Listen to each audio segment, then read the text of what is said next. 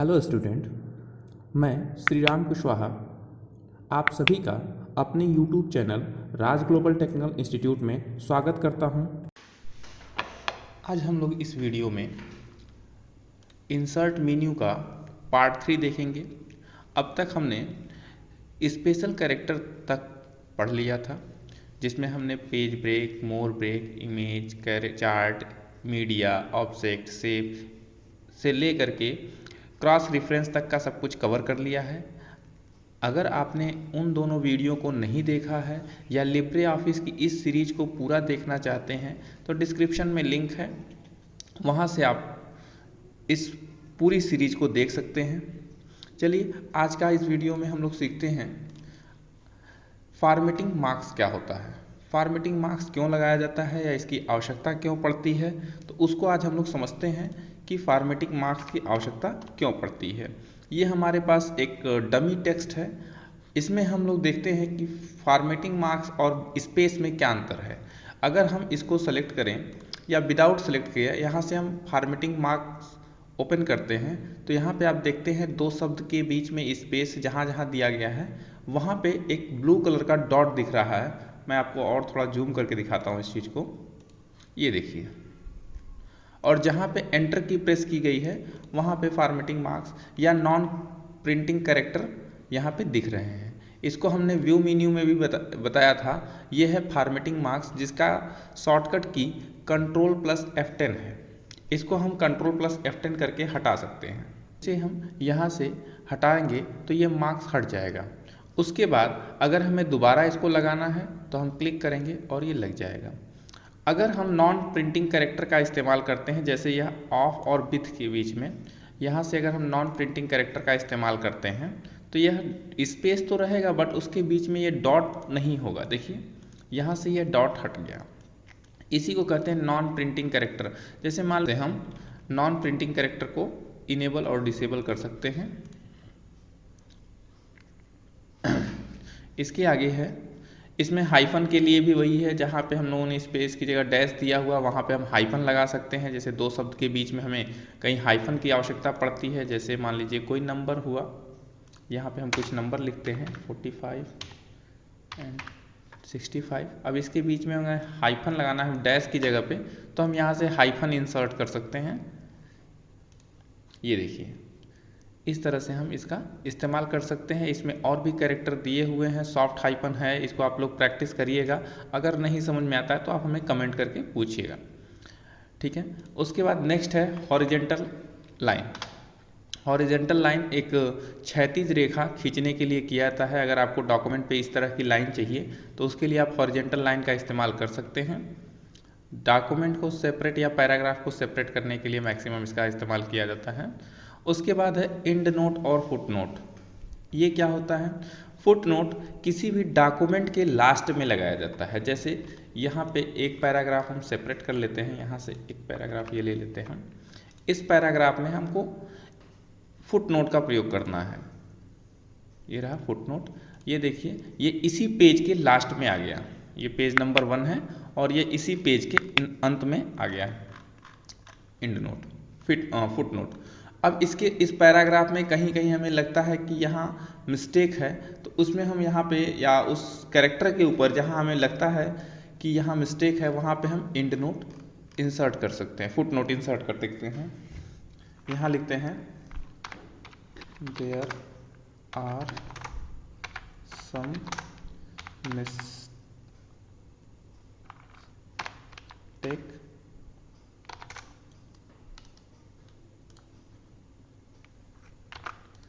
there are some mistake in this para.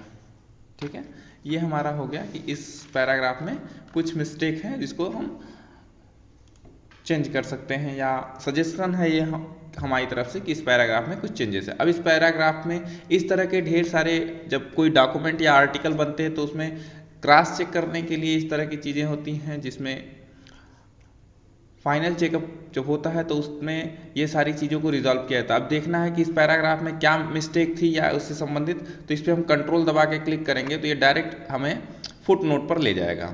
Next हम देखते हैं एंड नोट हमेशा किसी भी डॉक्यूमेंट के अंत में लगाया जाता है। यहाँ से जैसे हम क्लिक करेंगे पूरे डॉक्यूमेंट के लास्ट में चला जाएगा। देखिए पूरा डॉक्यूमेंट यहाँ कंप्लीट हो रहा है इस पेज पे और ये सेकेंड पेज में चला गया। ठीक है, अब इसके बारे में हमें लिखना है, जैसे हमने लिख दिया वेरी नाइस आर्टिकल। ठीक है, अब ये आर्टिकल अच्छा है, इसके बारे में हमने ये लिख दिया। जैसे इसके इंड नोट को हम देखना चाहेंगे तो क्लिक करेंगे, सेम प्रोसेस है, कंट्रोल दबा के हम इस पर क्लिक करेंगे, हम इंड नोट पे पहुंच जाएंगे। ठीक है, तो आई होप कि आपको इंड नोट और फुट नोट समझ में आया होगा। अगला है टेबल ऑफ कंटेंट। जब कोई हम बुक देखते हैं तो उसमें यदि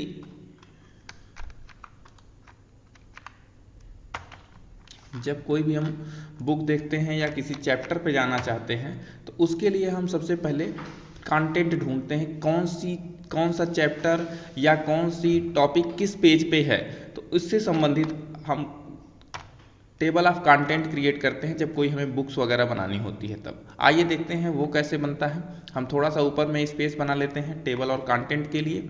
उसके बाद मान लीजिए हमें यहाँ पे एक हेडिंग बनानी है, ये हमारी हेडिंग है, तो सबसे पहले हम इसको हेडिंग में बना लेंगे।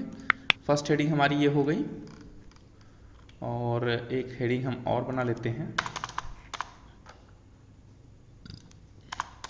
ये हमारी सेकंड हेडिंग हो गई। अब इसके बाद हमें कंटेंट क्रिएट करना है, तो हमने यहाँ पे कर्सर रखा और यहाँ पे हम जाएंगे टेबल ऑफ कंटेंट में, सबसे नीचे दिया हुआ table of content index bibliography, इस पर क्लिक करेंगे और यहाँ पे आ जाएगा टेबल ऑफ कंटेंट की। यहाँ पे आप देख रहे हैं, इस पर हम कुछ नहीं ओके कर देंगे तो यहाँ पे हमारा टेबल ऑफ कंटेंट आ जाएगा और दोनों हेडिंग, जो हमारी दोनों हेडिंग है वो आ जाएगी। इसी तरह से अगर हमारी जो भी डॉक्यूमेंट है वो कई पेज पे हैं तो वो सब यहाँ पे दिख जाएगा, और जो जितने भी पेज पे होंगे, जैसे मान लीजिए कि कोई पेज नंबर 30 पे है, कोई 40 पे है, तो वो यहाँ पे शो हो जाएगा कि इस नंबर पेज पे आपको इस टॉपिक पे चीज़ें मिलेंगी। नेक्स्ट इसमें है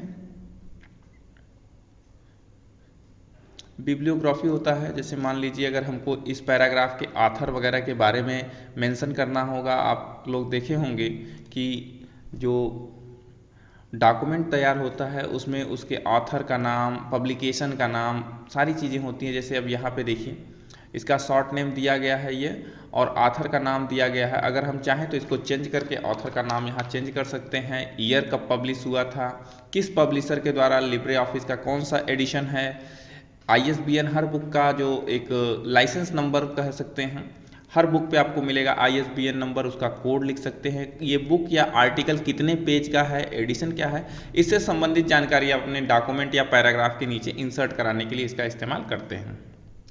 ठीक है, अगला है पेज नंबर। पेज नंबर क्या होता है, ये हम अपने सभी डॉक्यूमेंट पेज पर इंसर्ट करा सकते हैं। जैसे ये मान लीजिए हमारा पेज नंबर 1 है, तो हम इसको इंसर्ट करा देते हैं पेज नंबर 1, यहाँ पे जहाँ भी हम चाहें उसको इंसर्ट करा सकते हैं। क्लिक करेंगे 1 आ जाएगा, फिर हम यहाँ पे कर्सर रख के पेज नंबर 2 पे जाएंगे,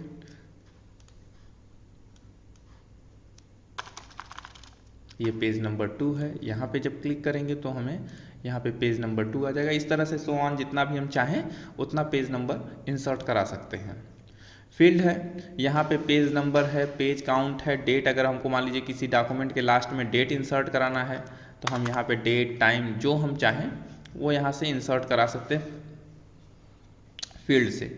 जैसे मान लीजिए अभी हमने देखा ऑथर नेम, सब्जेक्ट क्या था, टाइटल क्या था, या उसका डेट और टाइम इंसर्ट करना। जैसे हम लोगों को डेट इंसर्ट कराना है, डेट इंसर्ट करा दिया कि 26 मई 2021 है, इस पर डबल क्लिक करेंगे या यहाँ एडिट ऑप्शन पे जाएंगे तो यहाँ पे ढेर सारे फॉर्मेट हैं जिसके हिसाब से आप अपना चेंज कर सकते हैं। जैसे हमको फ्राइडे 31 दिसंबर 1999 पे करना है तो ये देखिए यहाँ पे जैसे हम उस फॉर्मेट को सेलेक्ट करेंगे उस फॉर्मेट में हमारा डेट आ जाएगा। ठीक है, ये हो गई फील्ड हमारी। फील्ड में और सारी चीज़ें हैं, आप लोग इसका प्रैक्टिस करिएगा। उसके बाद हेडर एंड फुटर है। हेडर जो है किसी टॉपिक पे, किसी भी पेज के ऊपर हेडर टॉप पे लगता है, टॉप पे इंसर्ट कराया जाता है, और फुटर हमेशा नीचे इंसर्ट कराया जाता है। अब यहाँ पे हमने लिख दिया राज ग्लोबल, ये हमारा हेडर ऐड हो गया। अब जो भी पेज हमारे डॉक्यूमेंट में होंगे, जितने भी पेज होंगे, सब में हेडर टॉप पे आपको दिखेगा। हम एक पेज पे ऐड कराएंगे, वो सभी पेजों पे शो होगा। अगर हमें किसी डॉक्यूमेंट में फुटर ऐड कराना तो हम सबसे बॉटम पे जाएंगे और डबल क्लिक करेंगे तो यहाँ फुटर एरिया आ जाएगा। यहाँ हम लिखते हैं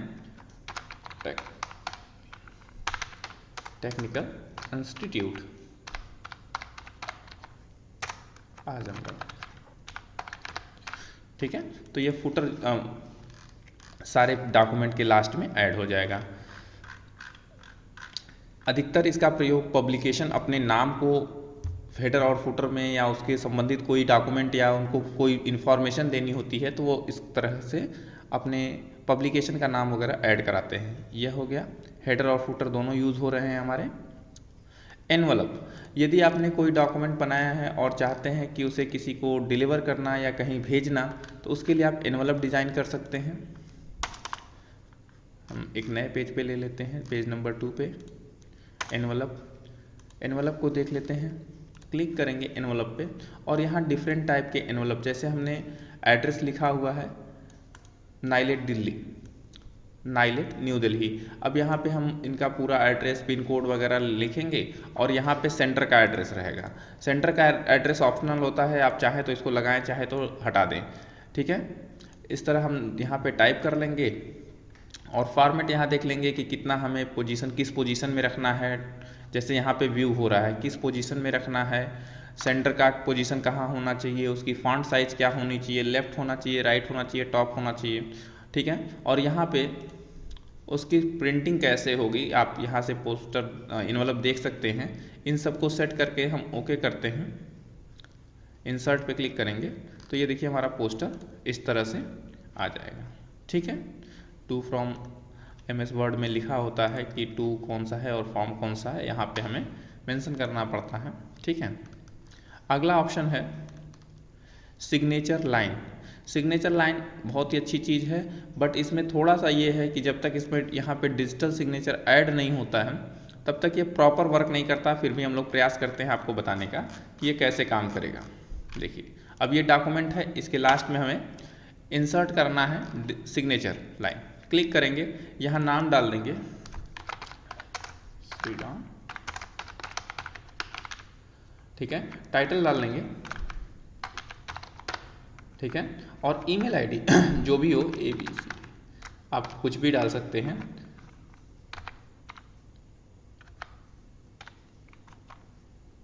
ये अब टाइप करके और इसको ओके करेंगे तो यहाँ सिग्नेचर ऐड हो जाएगी। यहाँ पे आप सिग्नेचर कर सकते हैं, ठीक है। इसमें आप इसकी प्रॉपर्टीज़ पे जा करके जब आप डिजिटली साइन करना चाहेंगे तो सिग्नेचर में एडिट सिग्नेचर लाइन मिलेगा आपको, यहाँ से आप इस इंफॉर्मेशन को चेंज कर सकते हैं। और एक है सिग्नेचर प्रॉपर्टीज़, वो आपके सिग्नेचर लाइन, यदि आप अपनी सिग्नेचर कहीं पे स्कैन करके रखे हैं तो उसको सेलेक्ट कर सकते हैं। यहाँ से आपको सेलेक्ट करने का ऑप्शन मिल जाएगा, जैसे आपने यहाँ सेलेक्ट कर लिया तो यहाँ JPG बना जाएगा, बट ये सर्टिफिकेट मांगेगा आपके डिजिटल सिग्नेचर का, उसके बाद ही आप यहाँ पे ऐड कर पाएंगे। अभी आप देख रहे होंगे बहुत से डॉक्यूमेंट पे डिजिटल साइन होकर के आता है, तो वो DSC से होता है, डिजिटल सिग्नेचर से, ठीक है। तो ये है कुछ इन्फॉर्मेशन सूचना आप लोगों के लिए। उम्मीद करते हैं वीडियो आपको पसंद आई होगी। धन्यवाद।